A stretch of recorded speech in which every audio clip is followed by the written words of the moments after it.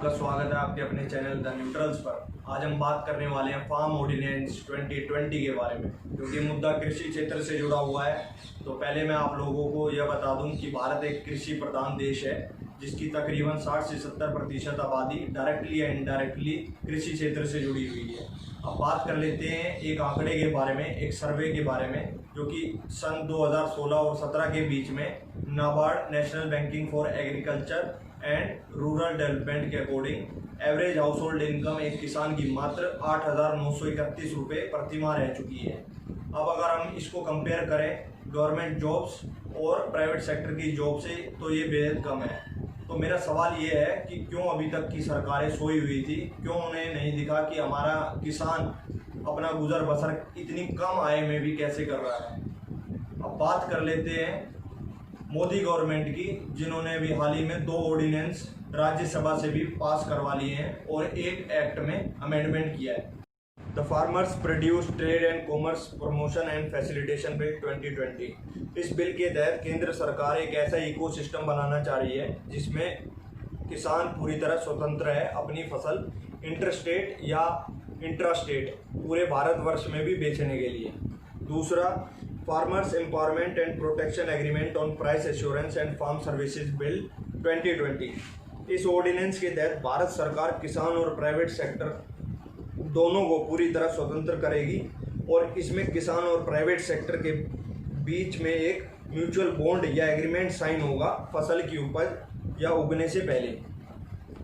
The essential commodities amendment bill 2020। इसमें सरकार किसान तथा प्राइवेट सेक्टर को दोनों को खुली छूट दे रही है स्टोरेज के लिए, जिसमें cereals, pulses, oil seeds, edible oils, onions, potatoes, इन सब को तब तक स्टोरेज करने देगी जब तक कोई नेचुरल डिजास्टर, क्राइसिस, वॉर या ऐसी कोई सिचुएशन क्रिएट ना हो जाए।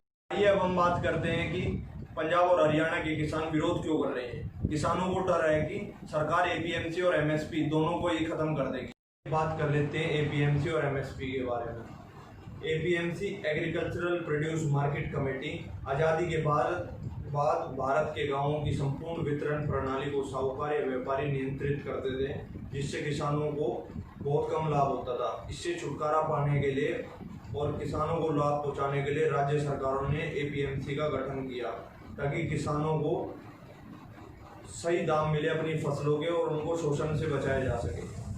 अब बात कर लेते हैं एमएसपी की। एमएसपी मिनिमम सपोर्ट प्राइस है। इसका मतलब किसी फसल का कम से कम दाम जो कि भारत सरकार ने तय किया है, जो कि एपीएमसी मंडी और एफसीआई स्टोरेज हाउसेज में भी दिया जाता है। अब सवाल मेरी तरफ से ये उठता है कि क्या सही में एपीएमसी मंडियों में एमएसपी मिलता है, क्योंकि एक आंकड़े के हिसाब से मात्र 6% किसानों को ही एमएसपी मिलता है। एपीएमसी मंडियों में भी इस बात की क्या गारंटी है कि किसानों को एमएसपी से कम दामों पर फसलें नहीं बेचनी पड़ती। फॉर एग्जाम्पल, अगर आपको एक ऑटो रिक्शा वाले ने मीटर से चलने से मना कर दिया तो आप क्या कर लोगे। अब आप समझ गए होंगे कि एमएसपी का होना ही नहीं, उसे फॉलो करना और करवाना दोनों ही जरूरी है। और एक आंकड़े के हिसाब से देश के कुल 6% किसान ही एमएसपी का फायदा उठा पाते हैं। एक और डर ये भी है कि एपीएमसी यानी मंडी हटने के बाद प्राइवेट सेक्टर या प्राइवेट कंपनियां किसानों का शोषण करेंगी। इन प्रोटेस्ट के चलते Harsimrat Kaur Badal food processing industry ने इस्तीफा दे दिया है और ओपोजिशन लीडर राहुल गांधी ने ट्वीट करके सरकार से ये सवाल पूछे हैं कि अगर मंडियां खत्म होगी तो क्या किसान को एमएसपी मिलेगा और एमएसपी मिलने की क्या गारंटी है। आइए अब हम जानते हैं प्राइम मिनिस्टर नरेंद्र मोदी का इन सवालों के प्रति क्या जवाब है। साथियों, मैं आज देश के किसानों को बड़ी नम्रता पूर्वक अपनी बात बताना चाहता हूं, संदेश देना चाहता हूं। आप किसी भी तरह के भ्रम में मत पड़िए। इन लोगों से देश के किसानों को सतर्क रहना बहुत जरूरी है। ऐसे लोगों से सावधान रहें जिन्होंने दशकों तक देश पर राज किया और जो आज किसानों से झूठ बोल रहे हैं। वो लोग किसानों की रक्षा का ढिंढोरा पीट रहे हैं, लेकिन दरअसल वे किसानों को अनेक बंधनों में जकड़कर रखना चाहते हैं। वो लोग बिचौलियों का साथ दे रहे हैं। वो लोग किसानों की कमाई को बीच में लूटने वालों का साथ दे रहे हैं। किसानों को अपनी उपज देश में कहीं पर भी किसी को भी बेचने की आजादी देना बहुत ऐतिहासिक कदम है। 21वीं सदी में भारत का किसान बंधनों में नहीं, भारत का किसान खुल करके खेती करेगा, जहां मन आएगा अपनी उपज बेचेगा, जहां ज्यादा पैसा मिलेगा वहां बेचेगा, किसी बिचौलिए का मोहताज नहीं रहेगा और अपनी उपज, अपनी आय भी बढ़ाएगा। ये देश की जरूरत है और समय की मांग भी है।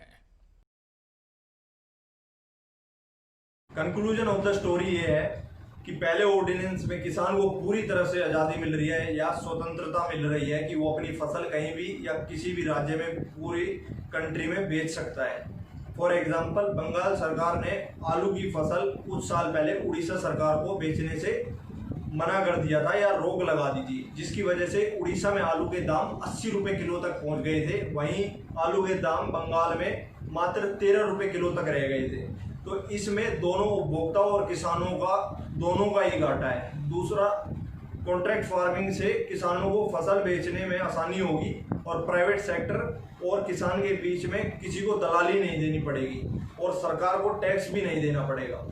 असेंशियल कमोडिटीज एक्ट में मुख्य तौर किसान को स्टोरेज करने की पूरी आज़ादी या स्वतंत्रता मिलेगी और सही समय पर अगर किसान को फसल के सही दाम मिलेंगे तो वो उस स्टोरेज से निकालकर फसलों के सही दाम पाएगा। दोनों किसान और प्राइवेट सेक्टर में निवेश बढ़ेगा। आप लोगों की इन मुद्दों पर क्या राय है, मैं जानना चाहूंगा। इंस्टाग्राम पे आप मुझे डायरेक्ट मैसेज कर सकते हैं और कमेंट बॉक्स में अपने मूल्यवान कमेंट साझा कर सकते हैं। लाइक करें, शेयर करें, सब्सक्राइब करें और बेल का आइकन प्रेस करें।